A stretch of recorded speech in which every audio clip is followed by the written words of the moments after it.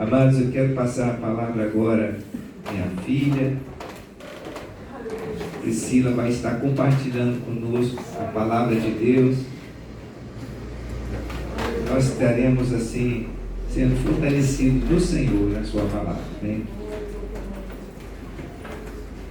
Amém. Só da igreja com a paz do Senhor? Amém. Amém. Gente, faz tempo que eu não venho aqui no altar do Senhor para compartilhar a palavra.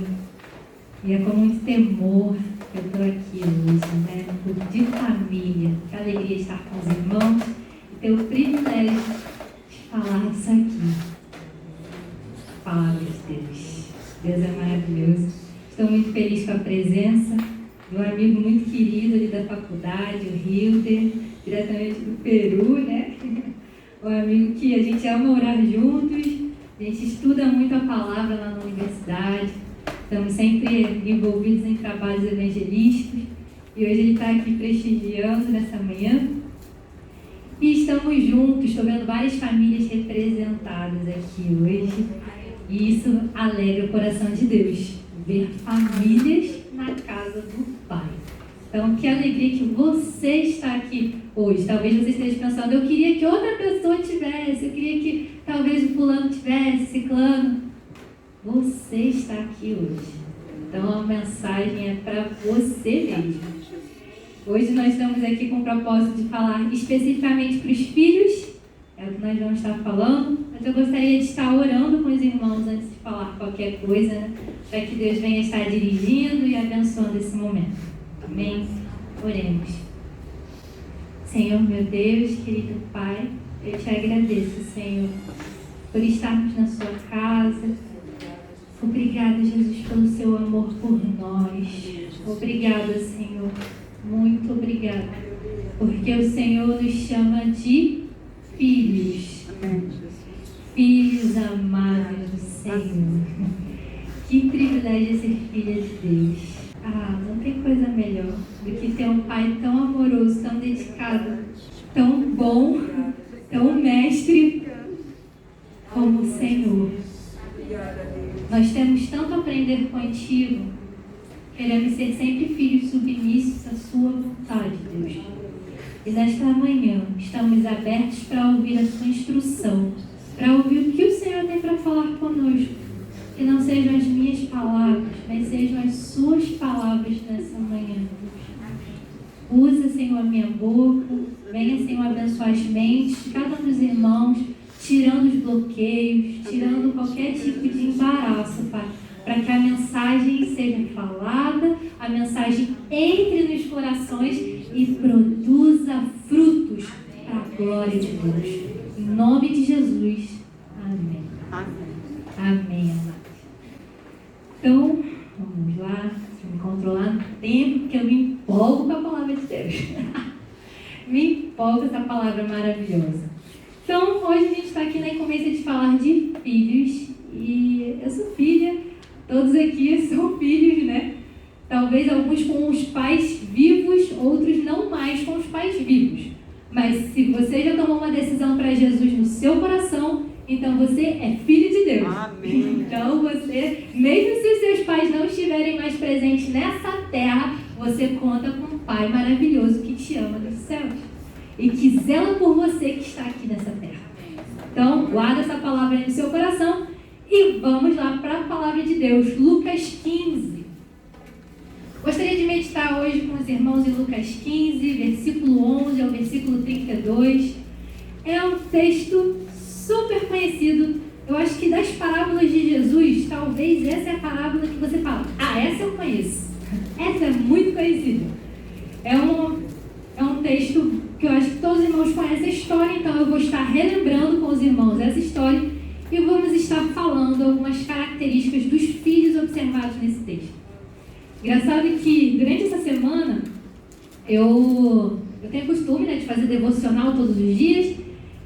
E aí, fazendo o devocional na segunda-feira, eu tô lendo o livro de João.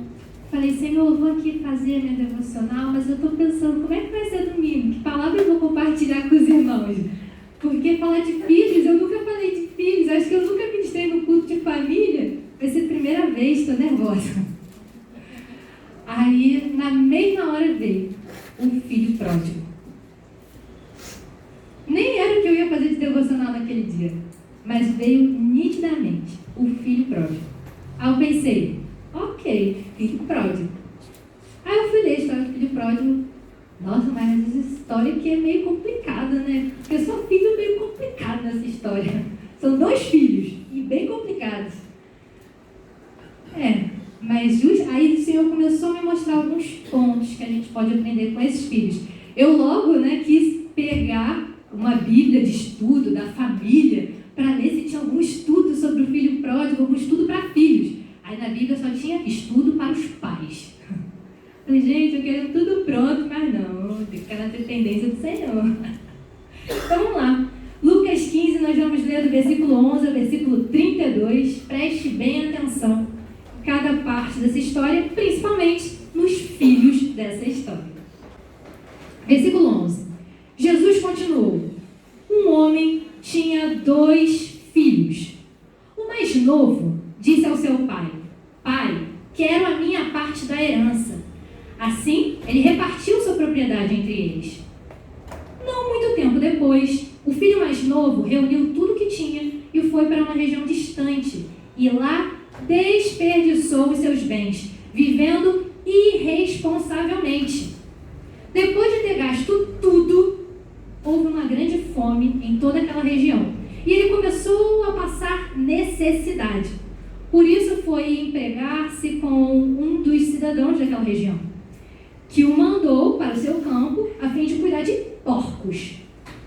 Ele desejava encher o estômago com as vagens de alfarrobeira que os porcos comiam, mas ninguém lhe dava nada.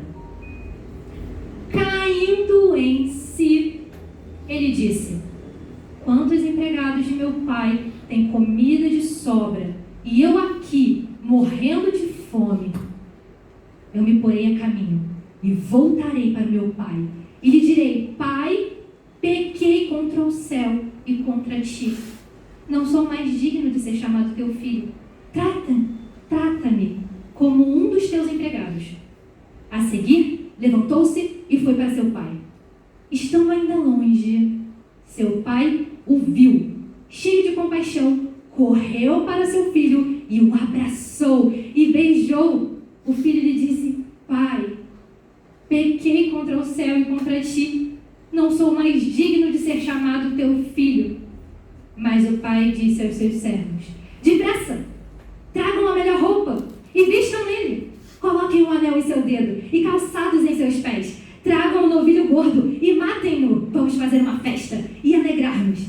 Pois este meu filho estava morto e voltou à vida. Estava perdido e foi achado. E começaram a festejar o seu regresso. Enquanto isso, o filho mais velho estava no campo. Quando se aproximou da casa, ouviu a música e a dança. Então chamou um dos servos e perguntou-lhe o que estava acontecendo. Este lhe respondeu, seu irmão voltou e seu pai matou um novilho gordo porque o recebeu de volta são e salvo. O filho mais velho encheu-se de ira e não quis entrar. Então seu pai saiu e insistiu com ele, mas ele respondeu ao seu pai, olha, todos esses anos tenho trabalhado como um escravo ao teu serviço e nunca desobedeci às tuas ordens, mas tu nunca me deste nem um cabrito para eu festejar com os meus amigos. Mas quando volta para casa, esse teu filho que esbanjou os teus bens com as prostitutas, matas um novilho gordo para ele? Disse o pai, meu filho, você está sempre comigo e tudo que tenho é seu. Mas nós tínhamos que celebrar a volta desse seu irmão e alegrar-nos, porque ele estava morto e voltou à vida. Estava perdido e foi achado. Amém. Glória a Deus. Glória a Deus, amados, só de Deus, já estou sentindo que o Senhor está aqui. Glória a Deus. Eita, glória. Deus é maravilhoso demais, amados. Que amor é esse? Desse pai. 2 filhos. Essa situação aqui foi uma parábola que, sinceramente, é como uma história muito comum de qualquer um dos nossos dias de hoje em dia. Por quê? Vai me dizer que você nunca viu um caso de um filho rebelde que queria sair de casa e que saiu na marra. Saiu na marra, não quis dar ouvido aos seus pais, saiu fazendo besteira. Alguns nem voltam, né? Mas alguns voltam arrependidos, com a cabeça escondida, assim, envergonhado. Tô voltando. Mas volta, né? Como esse aqui, o filho mais novo. Mas outros nem voltam. Talvez você esteja lembrando agora de vários casos que você conhece, de pessoas assim, de famílias assim. Filhos, alguns ficaram em casa, outros foram rebeldes e meteram o pé. Outros filhos são mais fáceis de lidar, outros filhos são mais difíceis. Uns filhos têm um relacionamento vivo com seu pai, outros filhos parece que são só empregados dentro de casa. Você fala uma coisa e ele já está levando no lado de que sou seu escravo. Sou seu escravo, que é isso? A mãe fala assim, filho, tudo que você sujar, você lava depois que você comer. Ah, tem que lavar a louça, não sei o quê. Começa a reclamar como se fosse escravo da mãe. E não entendendo que, na verdade, tudo faz parte da cooperação dentro do lar. E eu tô falando aqui como filho, mas eu tenho que ter muito assim, tipo, eu sou filha, né? Então... E eu já aprendi muito nessa vida. Porque, apesar de ser nova, né? Mas quantas vezes eu não queria lavar louça. E eu achava aquilo. E aí o Senhor trazendo a minha memória. Não, olha, um copo que você dá para uma pessoa é como se estivesse dando para mim. Um copo que você está dando para sua mãe é como se estivesse dando para mim. E eu ficava assim, ai meu Deus. Hoje em dia eu já lavo toda a louça do almoço da janta. Minha mãe é testemunha aqui. Não estou mentindo. Eu sou responsável de lavar toda a louça lá em casa. De toda a família. Lá, todo mundo agora. Antigamente eu não queria lavar nem um copo. Hoje em dia eu lavo tudo. Tudo. A minha avó até chegou ontem. Ah, né, Netinha, Priscila. Olha, eu lavei as panelas grandes para te poupar trabalho. Porque ela sabe que eu vou lavar tudo. Aí minha avó quis ir na minha frente ontem para poupar trabalho. Ela falou, lavei as panelas para você. Ah, meu Deus, obrigada. Então, a gente vê que, voltando aqui para o texto, a gente tem 2 filhos. Um mais novo, um mais velho. E a história toda começa a se desenrolar aí por conta desse filho mais novo. Que filho apressadinho, né? Um filho apressadinho, um filho arrogante.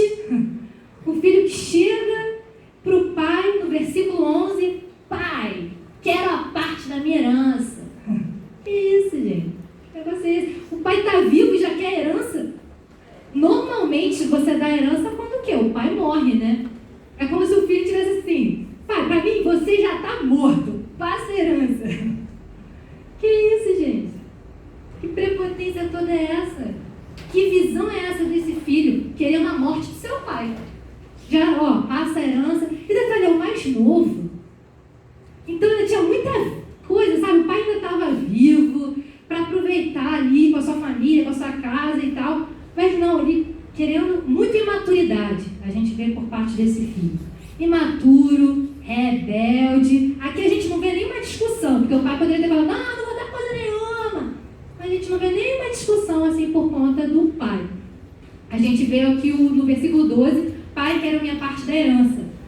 E mostra logo o que o pai fez. Assim ele repartiu sua propriedade entre eles.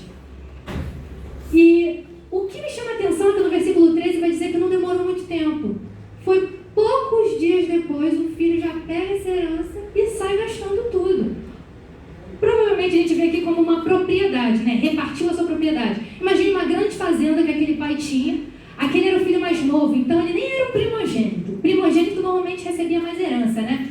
Mas ele nem era o primogênito. Então ele ia receber até menos do que o filho mais velho. Deuteronômio 21, versículo 17. Ao filho mais novo cabia 1/3 da propriedade. E ao mais velho, 2/3 da propriedade. Então esse filho recebe parte da fazenda, da propriedade, e aí ele já logo converte em dinheiro para querer gastar. O negócio dele era gastar. Gastar.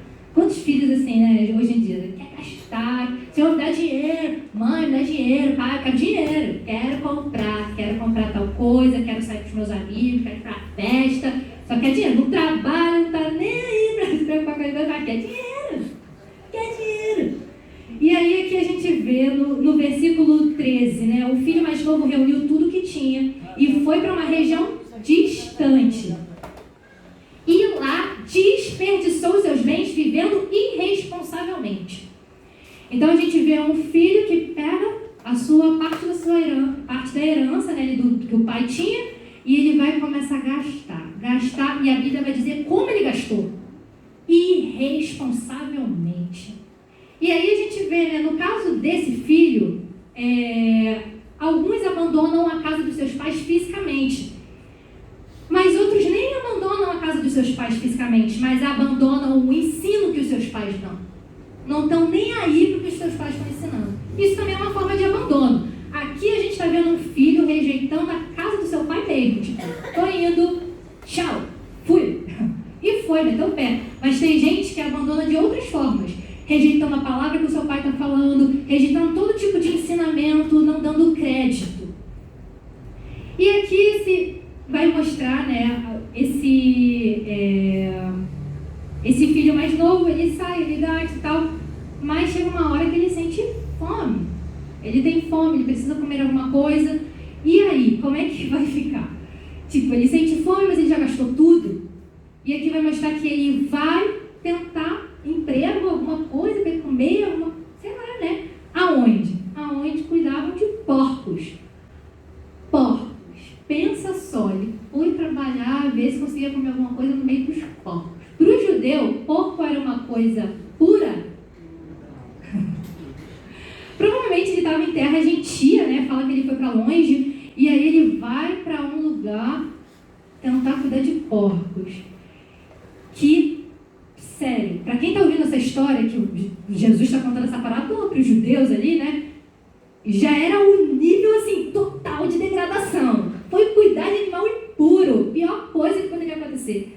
Como se não bastasse ele ter perdido tudo, todos os seus recursos, ter desperdiçado a herança do seu pai, ele ainda vai cuidar de porcos. E aqui vai dizer que ele tenta encher o estômago dele, no versículo 16. Ele desejava encher o estômago com as vagens da alfarrobeira que os porcos comiam, mas ninguém lhe dava. Até na hora de cuidar dos porcos, ele não conseguia comer da comida do porco. A situação dele foi, sim, degradante mesmo. Imagina, um cara que tinha tudo para ser feliz, que estava numa família abençoada, com um pai abençoado, que tinha uma grande propriedade, que tinha vários recursos, que tinha como dar o melhor para o seu filho. Ele desperdiça tudo que tem, ele sai de casa, ele sai do cuidado dos seus pais, e ele começa a gastar, e agora ele está no fundo do poço. Fundo do poço, comendo de coisas, tentando comer das comidas que os porcos comiam. Só que aí me chama a atenção, e fica bem grifado em vermelho aí, a expressão-chave do versículo 17. Caindo em si, ele disse. É aquela famosa expressão, caiu a ficha. Tem um momento que a situação está tão braba, que aquele filho mais novo, a ficha dele cai. Se eu estivesse na casa do meu pai, ia ser bem diferente. Porque quantos empregados do meu pai, eles têm que comer, né? Eles têm comida de sobra, na verdade. Os próprios empregados do meu pai têm comida sobrando. E eu aqui nem a sobra do porco eu consigo comer. A ficha cai de que ele tinha perdido coisas muito preciosas na casa do seu pai. O tempo que ele estava na casa do pai, ele não valorizou o que ele tinha. E aí, essa ficha cai, e na hora que essa ficha cai, ele começa a bolar um plano. Pera, agora a ficha caiu. Agora eu sei que tem jeito na casa do meu pai. Então eu posso voltar. Se eu voltar, mas se eu voltar, como é que eu vou falar com meu pai? Eu vou pedir desculpa, vou falar que eu pequei, vou confessar que eu pequei, né? E aí eu não sou mais digno de ser chamado filho, vou pedir para ele me tratar como empregado. Tratando como empregado, eu vou ter o que comer. Pensa a visão desse filho que já está bem assim, eu não sou merecedor de coisa alguma. Não sei nem se meu pai vai me aceitar, mas eu vou tentar voltar. Eu preciso voltar para casa pai, porque lá tem o que eu preciso. Lá tem. Como é bom voltar para a casa do pai. Mesmo que eu seja um empregado na casa do pai, é melhor estar na casa do pai do que fora da casa do pai. Eu prefiro ser servo, eu prefiro ser escravo. Na verdade, ele não fala nem escravo, né? Ele fala aqui empregados. Ele não vai nem se submeter como escravo, porque escravo, na verdade, tinha vários benefícios, já morava até na casa do pai. O empregado, ele podia ser dispensado e tal. E ele fala, eu vou pedir para o meu pai para ser empregado. Para ser empregado. E aí ele cria um plano para voltar para a casa do pai. E o que me chama a atenção é que ele cria um plano, a ficha quando caiu, ele cria um plano e ele vai. Tem muita gente que, filhos, né, que a ficha cai, eles entendem que eles erraram com seus pais, eles até pensam em pedir perdão para os pais e tal, mas não toma atitude, não vai. E esse filho vai. Ele vai voltar para a casa do pai. E aí na hora, gente, imagine a cena. O filho, ele está voltando para a casa do pai. O pai vê a distância. Quando diz que o pai vê e sai correndo para abraçar e beijar o seu filho, sabe o que eu entendo? Aquele pai, no mínimo, ele tinha um pingo de esperança. Porque parece que ele já estava esperando que seu filho ia voltar. E até esses dias eu estava compartilhando, a gente, em alguns trabalhos de universidades, a gente teve uma reunião com o pessoal da Praia Vermelha e a gente falou desse versículo, Romanos 12, versículo 12, alegrem-se na esperança. E eu imagino esse pai se alegrando na esperança que o seu filho, ele ia voltar de qualquer forma. Ele não sabia quando, ele não sabia a forma que o seu filho ia voltar, mas a esperança não tinha morrido no coração daquele pai. E aí mostra um pai cheio de expectativa, estando ainda longe. Seu pai o viu e cheio de compaixão, correu para seu filho e abraçou e beijou o seu filho. Então você observa um pai cheio de esperança e expectativa de que em algum momento ia acontecer essa cena. E agora estava acontecendo aos seus olhos. Ele viu o seu filho. Que alegria, a alegria desse pai, vendo um filho voltando para casa. E aí nesse momento que o filho chega, o filho faz conforme o script. Ele já não tinha um plano? Tinha. Ele tinha feito a fala, né? Tipo, quando eu chegar pro meu pai, eu vou falar, pai, pequei contra ti, já não sou digno de ser chamado seu filho. Ele já tinha tudo, a falazinha dele pronta, né? Tanto que aparece, né? No versículo 21, o filho lhe disse, exatamente como planejado, pai, pequei contra o céu e contra ti. Não sou mais digno de ser chamado seu filho. Para quê? Lembra do que ele tinha planejado, que ia falar pro seu pai? No versículo 19? No versículo 18 e 19? Ele estava planejando falar isso? Sim. Ele conseguiu falar tudo que ele queria? Não. Nem deu tempo de ele finalizar o discurso.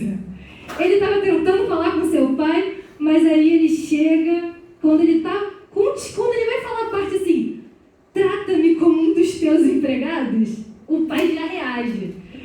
Depressa, tragam a melhor roupa, vistam nele. Não dá nem tempo de ele cumprir o que ele ia falar.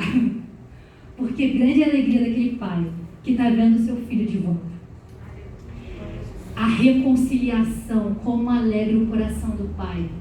E é a ponto de ele não aguentar nem dar, filho, não precisa nem continuar.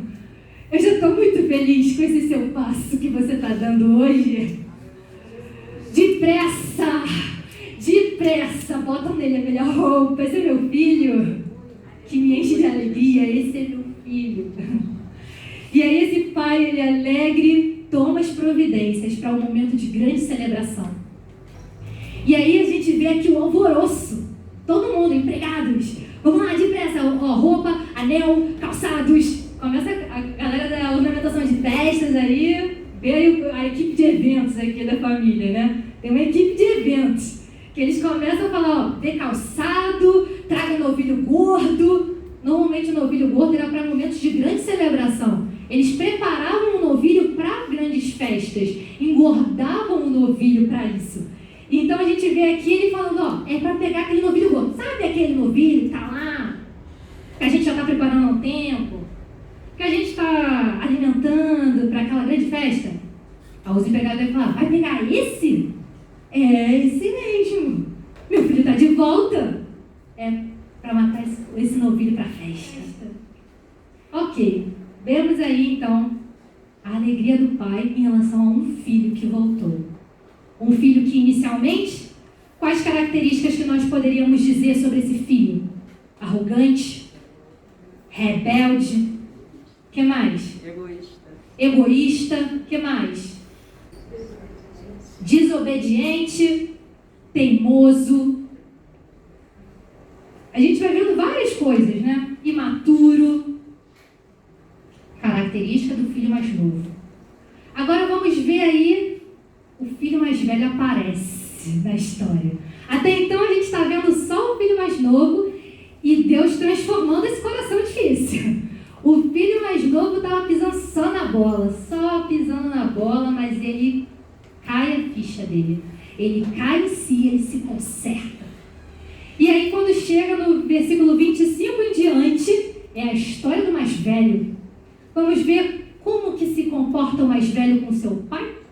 Bom, o filho mais velho, no momento que está tendo a festa, ele estava no campo e ele se aproxima, vê a movimentação total, galera de festa acionada, pessoal da festas e eventos, é calçado para cá, é anel para lá. A gente agora está aí na expectativa de aniversário que está vindo muito importante pela frente, de 15 anos, uma pessoa muito querida. A gente fica pensando nos detalhes da festa. Como é que vai ser essa festa? Prepara aquilo outro. E aqui, o filho mais velho começa a ouvir o som. Ei, som de festa. Pera, som de dança também. Mas como assim está rolando uma festa na minha própria casa e eu não estou sabendo? E aí aquele filho está meio que tentando de dar uma de detetive. O que está acontecendo na minha casa? E aí vai dizer que ele chama um dos servos e pergunta, o que está acontecendo? Contam para ele, seu irmão voltou. Sabe aquele seu irmão que tinha saído, pedido herança e tal? Seu irmão voltou. Aí, imagina a cara daquele filho. Aquele irmão. E aí quando vai dizer que o seu irmão voltou e a gente está preparando uma festa e tal para ele. Seu pai pediu para a gente matar, sabe aquele novilho gordo? Seu pai mandou a gente matar para a festa. E aí vai dizer o que aconteceu com o coração daquele filho mais velho. Versículo 28. Encheu-se de ira e não quis entrar. Não vou para a festa. Sabe aquele berrento? Filho, faz isso aqui. Não vou para a festa. Sempre tem alguém assim na família que você pode lembrar, né? Que tem uma característica meio difícil, precisa ser trabalhada, né? Esse filho é meio desse. A gente viu características do filho mais novo. Agora, olha as características do filho mais velho. O filho meio birrento, com o coração cheio de ira. E aí o pai precisa sair e ir lá falar com o filho. Os empregados já tinham falado e tal, mas aí ele vai. O pai mesmo chega. Filho, o pai insiste com seu filho. Porque aqui vai dizer no versículo 28, vai dizer, seu pai saiu e insistiu com ele. E olha só a forma como esse filho mais velho se refere ao seu pai. O filho mais novo, quando chega diante do pai, fala, pai, pequei contra ti. O filho mais velho chega diante do pai e fala, olha, todos esses anos tenho trabalhado como escravo ao teu serviço. Que isso, irmão? É assim que você fala com seu pai? É assim que você fala com a sua mãe? Ele nem se refere ao pai como pai. Fala, olha, todos esses anos eu tenho trabalhado aqui como seu escravo. Gente, tá amarrado. A forma como ele trata. E ele fala, mas tu nunca me deste nem um cabrito para eu festejar com os meus amigos. E aí agora, esse filho aí, ó, esse teu filho, ele nem chama de irmão, mas ele tá tão irado, assim, é carne pura, assim, carnal mesmo. Tão irado, tão cheio assim de raiva, de tristeza, com a reação de alegria dos seus parentes pelo filho que voltou, que aí ele fala assim: esse teu filho que esbanjou os bens com as prostitutas, é para esse que você vai matar o bendito do novilho gordo? Gente, ele realmente não entende o coração de um pai amoroso, de um pai alegre com seu filho, de um pai que estava cheio de esperança e viu a sua esperança sendo real naquela hora. E aí termina a história dizendo: meu filho, você está sempre comigo, tudo que eu tenho é seu. Você parou para pensar que agora eu estou matando um novilho gordo, mas na verdade você sempre teve novilhos gordos, você sempre teve todos os novilhos para você, disponíveis para você. Sempre que você quisesse uma festa, você podia falar comigo que eu ia te dar uma festa. Você é meu filho. E você estava aqui na minha casa o tempo todo. Mas eu queria que você parasse para pensar agora que nós temos que celebrar o retorno do seu irmão. Precisamos celebrar. Há tempo de chorar, mas há tempo de se alegrar. Eu já chorei por muito tempo, mas agora é hora de se alegrar. Meu filho voltou, seu irmão voltou. E aí o engraçado é que essa história termina assim. Não aparece falando a reação do filho mais velho. Depois que o pai falou isso, o que será que passou no coração daquele filho mais velho? Será que ele pensou assim: verdade, eu não tinha parado para pensar nisso? Ou será que ele continuou irado? Não sabemos. Mas a gente aprende com essas duas histórias. E aí eu queria finalizar essa mensagem hoje passando para os irmãos 7 características de filho que nós devemos ser.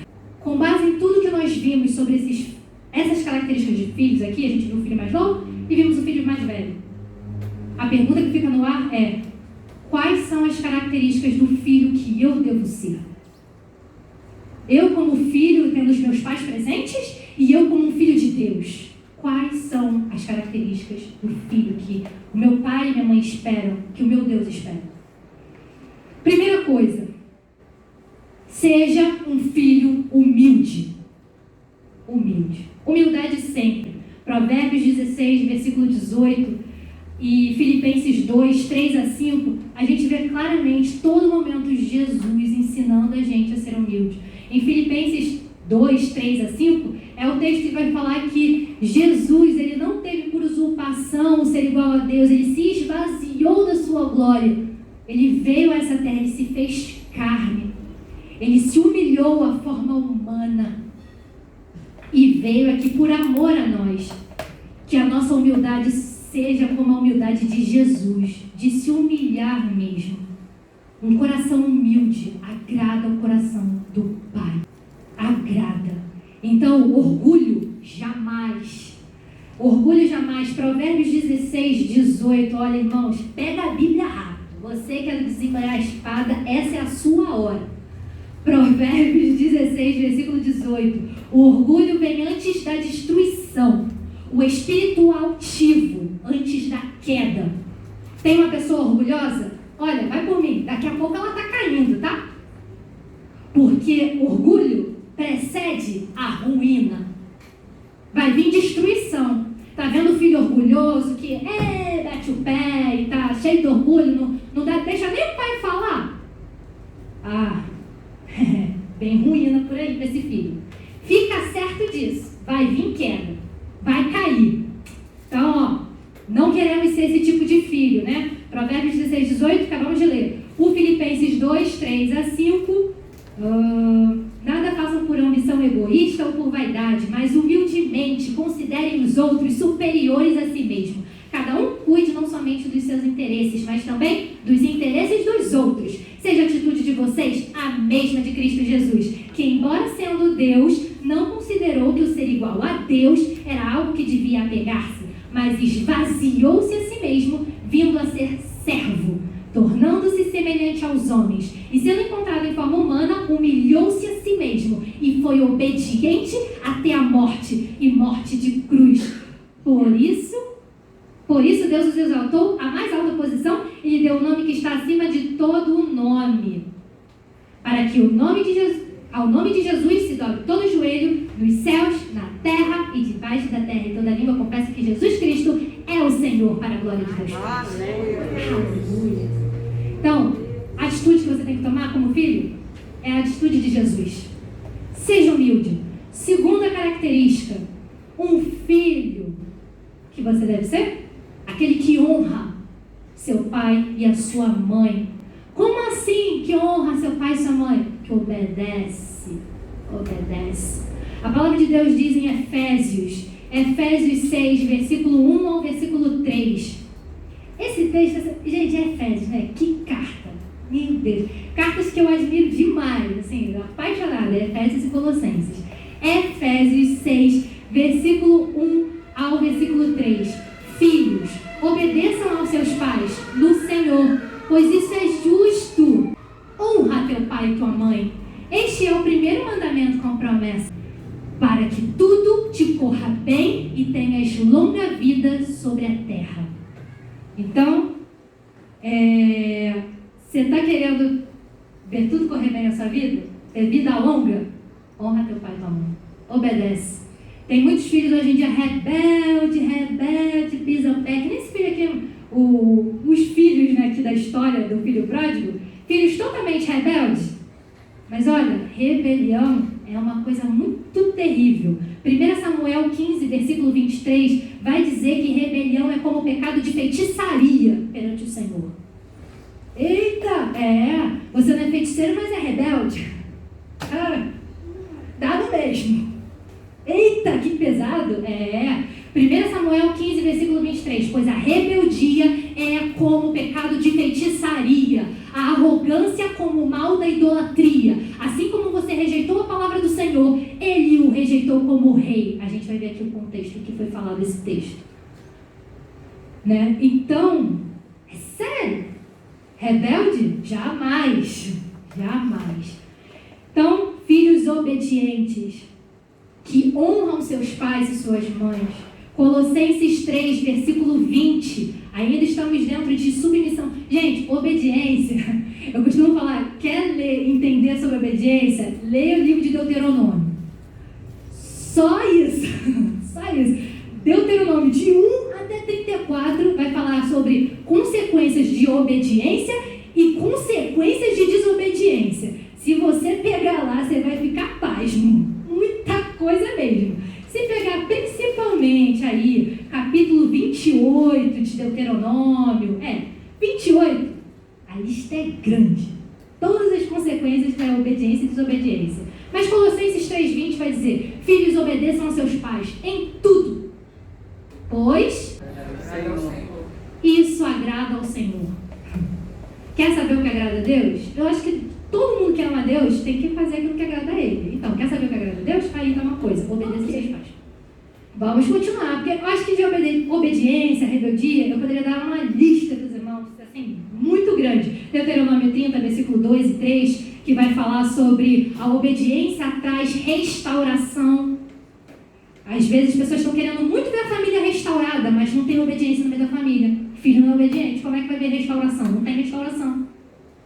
E Deuteronômio 30, versículo 2 e 3 deixa claro isso. Deus vai trazer restauração à medida que vocês obedecerem. Terceira característica. Qual filho que eu devo ser? Um filho que não deixa a ira e nem a amargura ganhar espaço no coração. Tem muita gente amargurada na família, filhos que estão deixando, sabe, o pai entristeceu, aí fica aquela tristeza, aquela amargura, começa a se irar contra o pai. Isso é sério, gente. Não deixa a amargura crescer no seu coração e nem ira. A palavra de Deus diz, né, em Efésios 4, 26, que é um texto bem conhecido, que fala, vocês irem, mas não pequem. Né? Quando vocês ficarem irados, não pequem, apaziguem a sua ira antes que o sol se ponha. Pode vir aquela ira, não pode durar muito tempo. Esvazia aí. Chegou o balão da enxurrada. Esvazia aí. Não deixa ganhar espaço a ira, não. Não deixa. Então, filho, não deixa a ira ganhar espaço no seu coração. E muito menos raiz de amargura. Sabe, tem um texto que veio como uma revelação de Deus no meu coração ano passado, durante a pandemia, que é Hebreus 12, versículo 15. Nunca mais vou esquecer desse versículo. Hebreus 12, versículo 15, vai falar sobre a raiz de amargura. É algo tão danoso para a nossa vida. Então, filho, não deixe a raiz de amargura entrar no seu coração. Cuidem, que ninguém se exclua da graça de Deus. Que nenhuma raiz de amargura brote e cause perturbação, contaminando muitos. Quando a amargura está grande no coração, ela perturba a sua vida e contamina os outros que estão ao seu redor. É sério. E tem muita gente amargurada e que precisa parar com essa história. Corta a raiz, ei! Corta a raiz da amargura agora. Porque senão você vai continuar perturbado, seus dias vão ser terríveis de perturbação e você vai contaminar muitos com essa amargura. Então, não deixe a amargura ganhar espaço no seu coração. Não mais. Talvez até aqui já estava ganhando muito espaço. Não mais a partir de agora. Amém? Continuando. Filho que eu devo ser? Um filho sábio.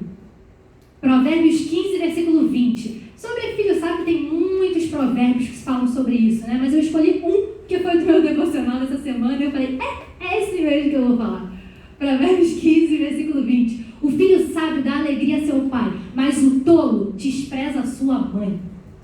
Que alegria é para o pai e para a mãe um filho sábio? Um filho que está sabendo a atitude que está tomando, que está tomando atitude com entendimento, que está vendo as consequências. Então, se tem essa consequência, eu não vou fazer isso, eu vou fazer o que é correto, eu vou mudar aqui. Um filho sábio alegra o seu pai, mas o tolo, em contraposição, despreza a sua mãe. Eita, não, eu quero ser o sábio, o que vai ser o sábio no dia a dia. Próximo, eu quero ser um filho que sabe falar. Tem filho que não sabe falar com o pai. A gente viu aqui casos do filho pródigo que chegava o filho mais novo, falou, pai, contra ti pequei e tal, mas o filho mais velho, olha, eu tô aqui trabalhando como escravo. Que falta de respeito. Saiba como falar com seu pai e com a sua mãe. Colossenses 4, versículo 6. Guarda isso no seu coração. E não é só para o pai e para a mãe, é para toda a vida, tá? É para todo relacionamento. Colossenses 4, versículo 6. O seu falar seja sempre agradável e temperado com sal, para que saibam como responder a cada um. Sabe aquela palavra temperada com sal, aquela palavra boa de se ouvir? Seja essa a sua palavra. Seja essa a sua palavra. De manhã, de tarde e de noite. Seja essa a sua palavra. Teve várias vezes que a minha mãe chegou para mim, filha, não era assim que você devia falar. Pegou. Aí daqui que vem aquela tristeza no coração, eu falo, meu Deus, não era assim que eu devia falar. Eu tenho que falar de forma correta. Me ajuda Deus, me ajuda Deus. Da próxima vez, não vou deixar a ira ganhar espaço. Corta mal. Então, é isso. Fale com palavras agradáveis, temperadas com sal. Honre seus pais até na hora de você falar. Isso daí eu não preciso falar que é só para os pais, é com seus amigos, com outros parentes também. Vamos lá. Estamos chegando ao final. Próximo. Um filho que cuida dos seus pais. Seja um filho que cuida dos seus pais. Tem filhos que não estão nem aí para o pai e para a mãe, sabe? O pai está morrendo, está passando mal, e o filho, tô saindo, tá? Tchau. Eu vou no shopping com os amigos. E, cara, o pai ali morrendo, filho, quase sepultado já em casa, e o filho, tô indo, vou no shopping. Tem dinheiro aí? E o pai ainda até audácia de pedir dinheiro pro pai, pra mãe, e o pai lá, não, filho.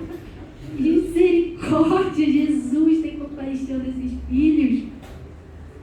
cuide dos seus pais. 1 Timóteo 5, versículo 8 é um outro versículo que, sério, esse daí bota preso assim na sua casa, no seu quartinho, na sua sala. 1 Timóteo 5, versículo 8. Se alguém não cuida dos seus parentes, e especialmente dos da sua própria família, negou a fé e é pior do que um descrente. Pesado, né? Pesado. Sabia que você pode ser considerado pior do que um descrente se você não cuida da sua família? Se você não cuida dos seus pais? Você está cuidando dos seus pais? Ou você está simplesmente, eles que se cuidem? Que isso, gente? Que isso? A palavra de Deus está falando claramente. Se alguém não cuida dos seus parentes, e aí os pais estão dentro, especialmente dos da sua própria família, negou a fé, e é pior que um descrente. Vigia, gente, vigia. Última característica do filho que eu devo ser. 1 João 3, versículo 18. Claro que eu tinha que terminar com essa característica. Filhos que amam de verdade. Filhos que não têm um amor fingido pelos seus pais, mas que amam verdadeiramente o seu pai e sua mãe. 1 João 3,18. Filhinhos, não amemos de palavra nem de boca, mas em ação e em verdade. Quer entender mais sobre o amor de Deus? A palavra está repleta do amor de Deus. 1 Coríntios 13 é um texto clássico que você pode ler. Mas eu não sei como começar a amar os meus pais. Leia 1 Coríntios 13, cada versículo você aplica um dia, tá bom? Combinado? A gente faz assim e você já vai saber como começar a amar. 1 Coríntios 13 vai falar, né? O amor é paciente. Obrigada. Ainda que eu fale a língua dos homens e dos anjos, se não tiver amor, serei como o sino que ressoa, ou como a prata que retine. Ainda que eu tenha o dom de profecia, saiba todos os mistérios, pode avançar mais um pouco. Aí está falando do amor, pode falar. Aí, versículo 4. O amor é paciente, o amor é bondoso, não inveja, não se vangloria, não se orgulha, não maltrata. Versículo 5. Não procura seus interesses, não se ira facilmente, não guarda rancor. O amor não se alegra com a injustiça, mas se alegra com a verdade. Tudo sofre, tudo crê, tudo espera, tudo suporta. O amor nunca perece, mas as profecias desaparecerão, as línguas cessarão, o conhecimento passará. Pois em parte conhecemos e em parte profetizamos. Quando, porém, vier o que é perfeito, o que é imperfeito desaparecerá. E aí continua falando. Chega no último versículo do capítulo, versículo 13. Assim permanecem agora esses três: a fé, a esperança e o amor. O maior deles, porém, é o amor. Então, ame e ame de verdade. Não seja um amor fingido. Tem muita gente que fala da boca pra fora, não ama coisa nenhuma. Chega no dia das mães, mãe, te amo. Amo de verdade. No dia a dia, você faz sua cama. Mãe, te amo. Quando sua mãe fala não, você roda a baiana ou você se submete? Mãe, te amo. Ama mesmo. Pai, te amo. Ama mesmo. Então, vamos amar de verdade. Então, amados, a gente aprende muito com a história do filho pródigo. Esses filhos que a gente vimos várias características deles que não são assim tão legais, tão boas. Mas como a gente aprende, né? A gente olhando as coisas neles, a gente vai se lembrando da palavra de Deus sobre as coisas que nós precisamos fazer como filhos. E se você hoje, mas eu não estou com seu pai, não estou com meu pai, com a minha mãe mais vivo, lembre-se de Gálatas 4 ao 7. O Senhor, no texto vai dizer que o Senhor nos adotou como filhos da sua família. Gálatas 4, versículo 4, vai dizer: mas quando chegou a plenitude do tempo, Deus enviou o seu Filho, nascido de mulher, nascido debaixo da lei, a fim de redimir o que estavam sob a lei, para que recebêssemos a adoção de filhos. E porque vocês são filhos, Deus enviou o Espírito de seu Filho ao coração de vocês, e Ele clama: Abba, Pai. Assim, você já não é mais escravo, mas filho, e por ser filho, Deus o tornou herdeiro. Aleluia! Então a gente viu aqui um filho pedindo herança. Pai, me dá herança logo que eu quero usufruir e tal. sendo que a herança podia ser usufruída ali, na casa deles, podia ter aproveitado o que tinha com seu pai na sua casa o tempo todo e não aproveitou. Você é filho de Deus, você, portanto, é herdeiro de Deus. O que é a herança de Jesus é sua herança também. As bênçãos celestiais de Jesus são suas também. Você ainda não está sentado no trono lá com Jesus e tal, mas você já está, espiritualmente já podemos dizer que estamos sentados com Ele nas regiões celestiais, diz a palavra de Deus, porque você é filho de Deus. Então, amados, que coisa linda é ser filho de Deus. Guarde as características de um bom filho. E mais do que guardar, seja esse filho com essas características no seu dia a dia. Hoje a gente falou aqui algumas, mas poderiam ser faladas muitas outras características para um filho levar em consideração. Então, cabe agora a você fazer uma reflexão de que filho você tem sido até aqui. Filho com os seus pais terrenos e que filho você tem sido diante de Deus. Amém? Então a gente vai estar finalizando essa mensagem. Eu gostaria de orar ainda com os irmãos. Os irmãos fiquem de pé. Vamos estar fazendo uma oração e assim passarei a palavra para o nosso pastor. Senhor, meu Deus, querido Pai, te louvo, Senhor, porque o Senhor está aqui. Tu és o nosso Pai e nós te amamos. Nós te desejamos dia após dia. Senhor, nós ficamos constrangidos com tanto amor que o Senhor nos dá. É amor demonstrado de tantas formas diferentes.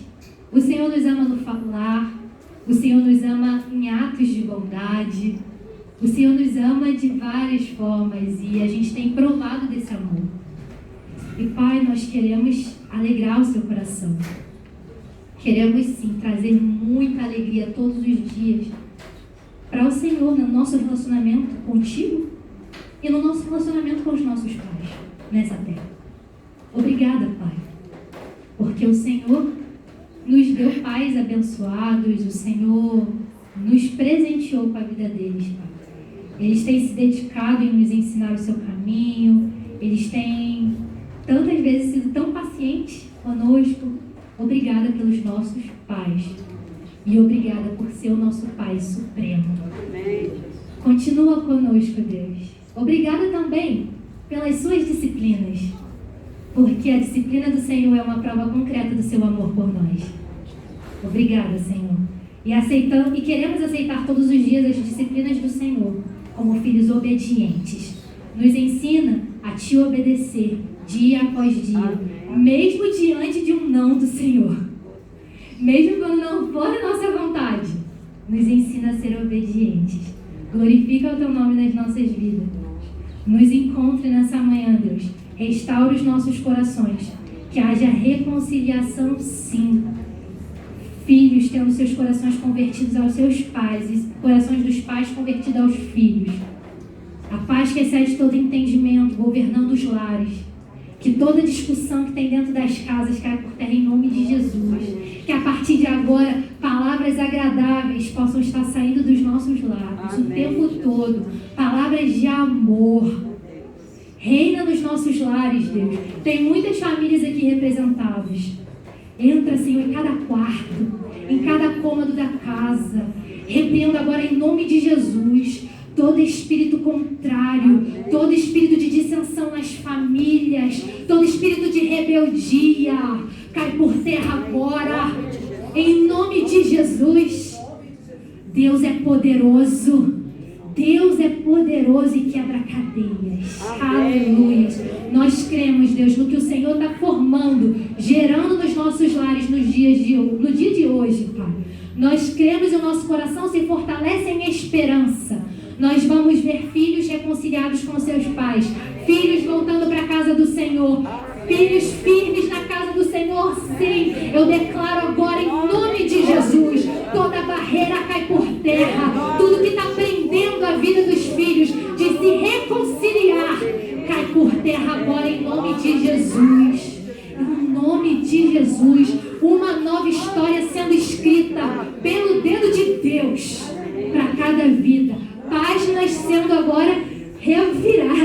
Jesus. Chega, chega, chega. Senhor, coloca um ponto final. Coloca um ponto final em alguns casos aqui hoje, Deus. Tem muita gente sofrendo com casos que estão permanecendo por muito tempo dentro da família. Cai por terra agora, porque o Senhor resolve sim. Para Deus, nada é impossível. Nós cremos na sua palavra. A nossa fé está firmada no Senhor, autor e consumador da nossa fé. Se o mar não se abrir, o Senhor vai fazer a gente passar por cima. O Senhor é o Deus que faz milagres em tempo e fora de tempo. O Senhor está operando. O Senhor não está morto. O Senhor está vivo, operante nas nossas vidas. Nós somos testemunhas do Senhor Jesus. E nós te agradecemos, Deus, pelo que o Senhor já fez, pelo que o Senhor está fazendo e pelo que o Senhor vai fazer nas nossas famílias. Em nome de Jesus. Amém. Amém.